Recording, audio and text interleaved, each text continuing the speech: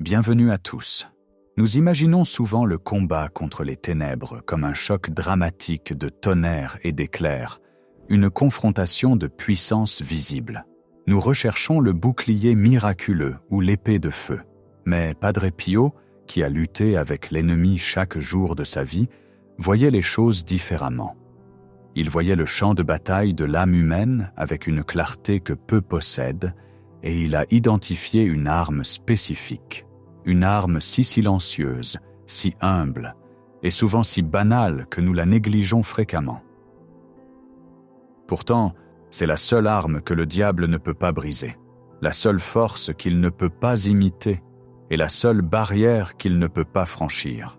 Aujourd'hui, à travers l'histoire intime et surprenante d'une noble femme nommée Rafaelina Serraz et de son père spirituel Padre Pio, nous allons découvrir cette arme secrète. Ce n'est pas ce que tu penses, et la découvrir pourrait bien changer ta façon de mener tes propres combats pour toujours. Avant d'entrer dans ce mystère profond, prenons un moment pour nous rassembler en tant que famille de foi. Si ton cœur est lourd aujourd'hui, ou si tu portes un fardeau qui semble trop lourd à porter seul, je t'invite à laisser ta demande de prière dans les commentaires ci-dessous.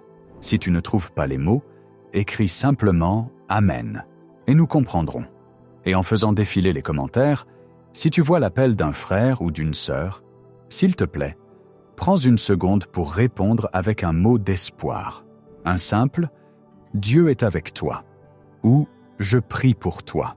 De cette façon, nous devenons un sanctuaire vivant, garantissant que personne parmi nous n'ait à traverser la vallée de l'ombre seul. Maintenant, tournons nos cœurs vers l'histoire de Rafaelina et l'arme qui terrifiait l'ennemi. Pour comprendre l'histoire, nous devons d'abord comprendre la nature de l'ennemi que nous affrontons. Padre Pio rappelait souvent à ses enfants spirituels que le diable n'est pas simplement un monstre de chaos.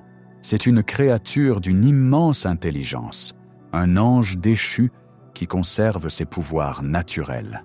C'est un maître tacticien et parce qu'il est un esprit, il y a beaucoup de choses qu'il peut faire mieux que nous. Il n'a pas besoin de manger, donc il ne rompt jamais le jeûne. Il n'a pas besoin de dormir, donc il est toujours éveillé. Il possède une force de volonté qui est terrifiante par son intensité. Padre Pio savait que si nous essayons de combattre le diable avec notre propre force, ou même avec nos propres démonstrations de vertus spectaculaires, nous perdrons.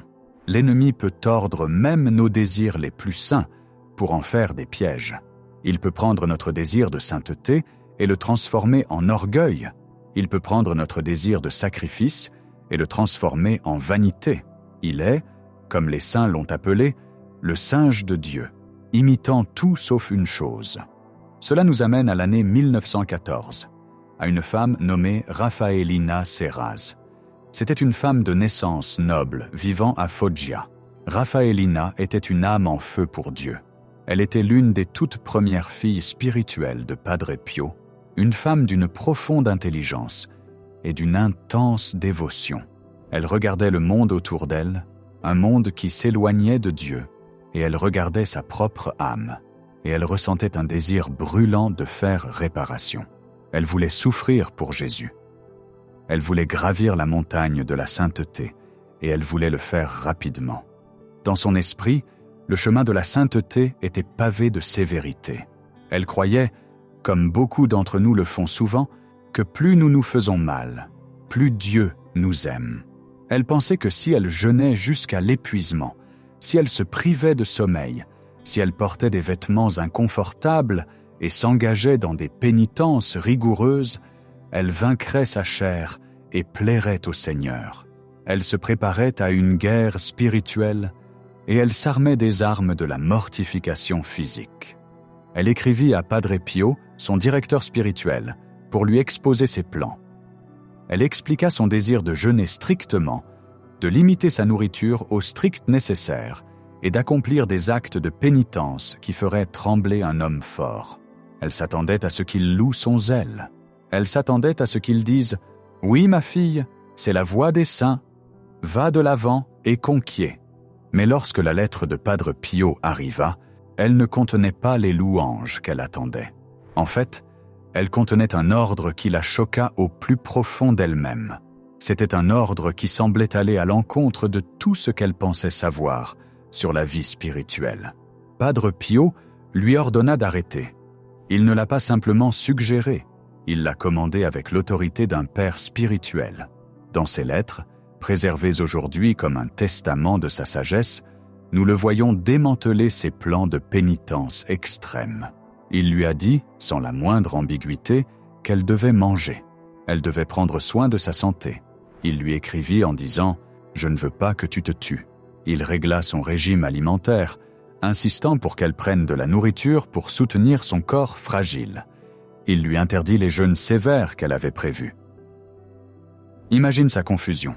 Voici un saint, un homme qui portait les plaies du Christ, un homme connu pour ses propres souffrances, lui disant d'être à l'aise, lui disant de manger. Cela semblait paradoxal. Pourquoi la désarmerait-il ?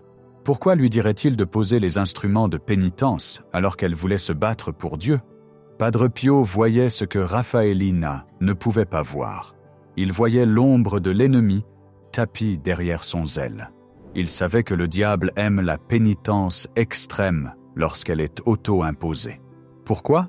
Parce que lorsque nous choisissons notre propre souffrance, lorsque nous décidons exactement comment nous serons saints, nous gardons le contrôle. L'ego est toujours sur le trône. Nous pouvons regarder notre jeûne et dire « Regardez tout ce que je fais pour Dieu. Je ne suis pas comme les autres qui mangent et boivent. Je suis spécial. » C'est le poison de l'orgueil spirituel. Et c'est le poison le plus mortel de tous. C'était le péché de Lucifer. Lucifer n'est pas tombé parce qu'il était faible. Il est tombé parce qu'il aimait sa propre excellence plus que la volonté de Dieu. Il voulait briller selon ses propres termes. Padre Pio savait que si Raffaellina continuait sur ce chemin de rigueur auto-imposée, elle pourrait détruire son corps. Mais pire encore, elle pourrait gonfler son âme de vanité. Le diable l'encouragerait à jeûner, chuchotant « Oui, tu es forte, tu es sainte, tu es meilleure que les autres. » Et ce faisant, elle marcherait droit dans son piège. Alors Padre Pio lui remit la seule arme que le diable ne peut pas briser. Il lui remit l'arme de l'obéissance. Il lui enseigna que manger un repas par obéissance à la volonté de Dieu est infiniment plus méritoire que de jeûner par sa propre volonté. Il lui enseigna que se reposer quand on nous ordonne de nous reposer demande plus d'humilité que de rester éveillé quand on veut prouver sa force. Le diable peut jeûner, le diable peut rester éveillé, mais le diable ne peut pas obéir. La définition même du démoniaque est non serviam. Je ne servirai pas, je ne me soumettrai pas, je ne plierai pas ma volonté à un autre. Pour le diable, l'obéissance est impossible. C'est le seul mouvement que sa nature ne peut pas faire. Par conséquent, lorsqu'un être humain obéit humblement, calmement, sans fanfare, le diable est impuissant. Il n'a pas de contre-mouvement, il ne peut pas l'imiter et il ne peut pas le comprendre. Padre Pio écrivit à Raffaellina, la guidant doucement mais fermement. Il lui dit qu'elle devait préserver sa santé car son corps était un outil pour la gloire de Dieu et non un ennemi à détruire. Il écrivit « Le diable, étant un esprit, ne mange pas. Il ne boit pas. Il ne dort pas. Si tu fais ces choses pour prouver ta sainteté, tu entres dans un concours que tu ne peux pas gagner. Mais si tu obéis, tu le conquiers instantanément. » Allons plus loin dans ce mystère. Que se passait-il dans le cœur de Raffaellina à cette époque ? C'était une crucifixion de la volonté. Il est facile d'endurer la faim physique. Le corps s'adapte. Il est beaucoup plus difficile d'endurer la faim de l'ego. S'asseoir à table et manger quand ton orgueil veut jeûner est un coup écrasant porté à l'amour-propre. Cela semble ordinaire, cela semble faible, cela semble dépourvu d'héroïsme. Et c'est exactement pour cela que c'est si puissant. Dieu n'a pas besoin de nos tours de force. Il possède toute la force. Il n'a pas besoin de notre famine. Il est le pain de vie. Ce qu'il veut, ce qu'il désire ardemment, c'est notre confiance. Il veut que nous lâchions le volant. Padre Pio enseignait à Raffaellina que la vraie sainteté se trouve dans le fiat, le « qu'il soit fait » de Marie. Lorsque l'ange Gabriel est venu voir Marie, Elle n'a pas proposé de faire de grandes pénitences. Elle n'a pas proposé de gravir des montagnes. Elle a simplement dit « Qu'il me soit fait selon ta parole ». Elle a aligné sa volonté parfaitement avec la volonté du Père. Ce simple acte de soumission a fait entrer Dieu dans le monde. Inversement, la chute de l'homme dans le jardin d'Éden n'était pas une envie de fruits, c'était une envie d'autonomie. Adam et Ève voulaient décider par eux-mêmes de ce qui était bien et de ce qui était mal. Ils voulaient être les auteurs de leur propre destin. Chaque péché à sa racine est un refus d'être un enfant, un refus d'être dépendant du Père. En forçant Raphaélina à vivre une vie normale, à manger, dormir et prendre soin d'elle-même, Padre Pio la forçait à être une enfant. Il lui retirait le costume dramatique de la victime souffrante qu'elle voulait porter et la laissait avec la simple réalité nue d'une fille de Dieu qui écoute son Père. Il y a ici une leçon profonde pour nous tous. Combien de fois cherchons-nous les grandes choses à faire pour Dieu? Nous rêvons de partir en mission, de fonder des œuvres caritatives, de passer des heures en prière mystique profonde, et ces choses sont bonnes. Mais souvent, pendant que nous rêvons aux grandes choses, nous négligeons les petits actes d'obéissance juste devant nous. Peut-être que l'obéissance que Dieu te demande aujourd'hui n'est pas de jeûner, mais d'être patient avec un collègue difficile. Peut-être que la pénitence qu'il demande n'est pas un cilice, mais l'acceptation d'une douleur chronique sans se plaindre.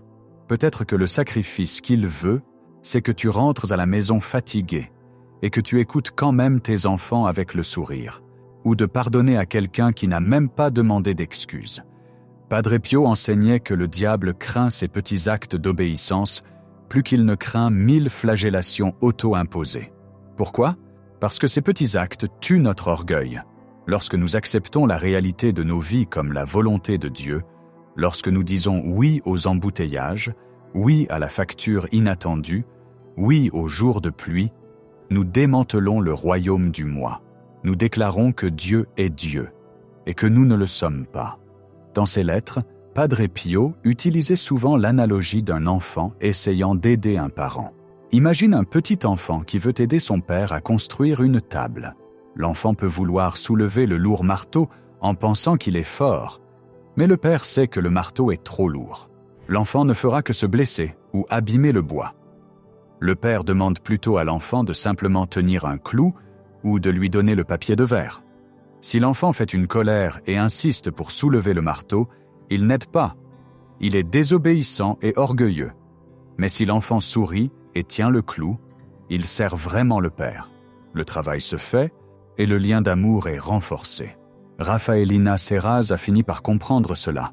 Elle a réalisé que son désir de pénitence extrême était, d'une manière subtile, un désir d'être celle qui manie le marteau. Elle a appris à tenir le clou.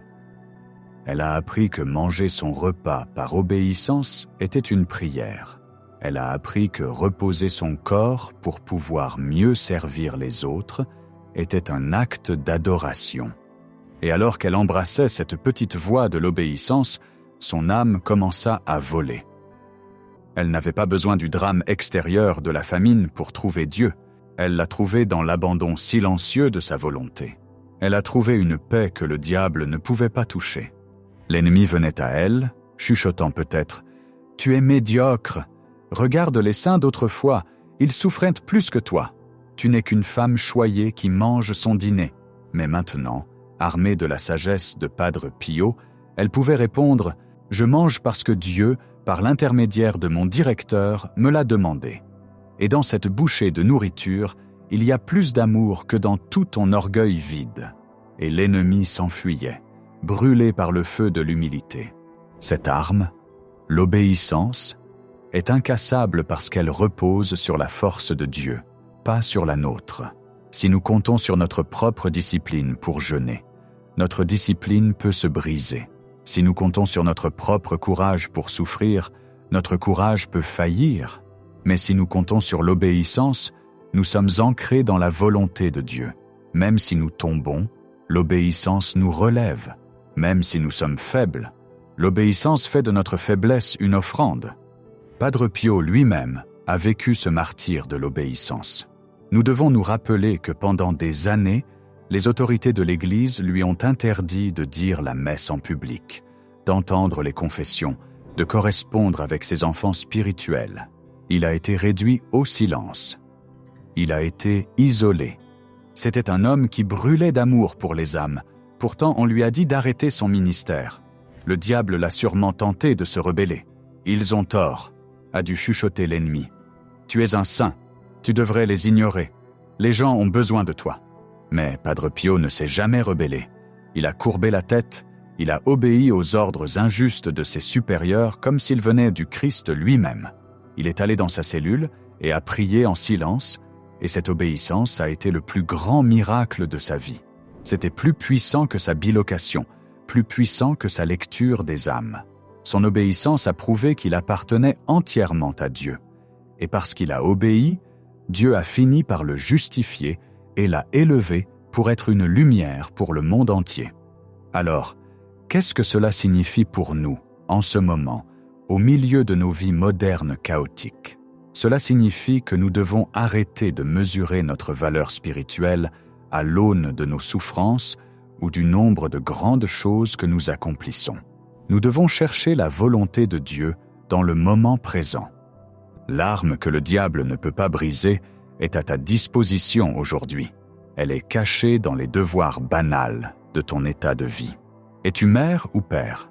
Ton obéissance se trouve dans le soin aimant de ta famille, même lorsque tu es épuisé. Es-tu malade? Ton obéissance se trouve dans l'endurance patiente de ton traitement et l'offrande de ton inconfort. Travailles-tu? Ton obéissance se trouve dans le travail honnête et diligent de tes mains. Lorsque tu ressens la tentation de faire quelque chose d'extraordinaire pour Dieu, fais une pause et demande-toi: est-ce que je néglige les devoirs ordinaires que Dieu a placés devant moi? Ne cours pas vers le sommet de la montagne si Dieu t'a demandé de balayer la vallée. Le diable peut simuler des miracles, il peut simuler des prophéties, il peut simuler le parler en langue, mais il ne peut pas simuler le cœur calme et humble qui dit: « Seigneur, je ne demande pas la gloire, je ne demande pas la souffrance, je demande seulement de faire ce que tu veux que je fasse juste ici, juste maintenant. » C'est la terreur de l'enfer. C'est la lumière aveuglante qui disperse les ténèbres. Les conseils de Padre Pio à Raffaellina Serraz résonnent à travers les décennies pour nous atteindre aujourd'hui. Il nous dit: ne t'inquiète pas d'être un héros. Préoccupe-toi d'être un enfant. Il y a une liberté immense là-dedans. Tu n'as pas à porter le poids de ton propre salut sur tes épaules. Tu n'as rien à prouver au diable. Tu dois seulement écouter le berger et suivre sa voie pas à pas. Si le berger te conduit vers de verts pâturages, allonge-toi et repose-toi avec gratitude. S'il te conduit dans la vallée de l'ombre de la mort, traverse-la avec confiance. N'essaie pas de jeûner quand il te nourrit, et n'essaie pas de festoyer quand il te demande de jeûner. Obéis simplement. Au final, Raffaellina Serraz est devenue une âme sainte, non pas parce qu'elle a détruit son corps, mais parce qu'elle a abandonné sa volonté. Elle est morte d'une sainte mort, entourée de la paix de Dieu, ayant manié l'arme qui a brisé tous les pièges de l'ennemi. Pour conclure cette réflexion, je veux que tu fermes les yeux un instant. Pense à un domaine de ta vie où tu luttes contre la réalité, où tu essaies de forcer ton propre chemin, ou où tu essaies de prouver ta valeur par ta propre force. Imagine Padre Pio debout à côté de toi, posant une main douce sur ton épaule. Entends-le te dire ce qu'il a dit à Raffaellina. « Mon enfant, arrête, arrête de te battre, arrête d'essayer d'être le général de ta propre guerre. Laisse Dieu être le général. Sois juste le soldat qui obéit. Confie cette lutte à Dieu. Lâche le besoin de contrôler. Saisis l'arme de l'obéissance. Elle est légère à porter, mais elle est assez lourde pour écraser la tête du serpent. Merci d'avoir parcouru ce chemin de découverte avec nous aujourd'hui. Que l'exemple de Padre Pio et de sa fille spirituelle, Raffaellina, t'inspire à trouver la sainteté, non pas dans le spectaculaire, mais dans l'abandon du cœur. Si ce message a touché ton esprit, je t'encourage à le partager avec quelqu'un qui pourrait être en lutte avec le fardeau du perfectionnisme ou de l'orgueil spirituel. Et souviens-toi, la section des commentaires ci-dessous est notre espace de prière partagé. Si tu souffres, dis-le nous afin que nous puissions prier pour toi. Si tu es fort, prie pour ceux qui sont faibles. En attendant de nous revoir, puisses-tu trouver la paix dans la volonté de Dieu et que sa protection soit sur toi toujours.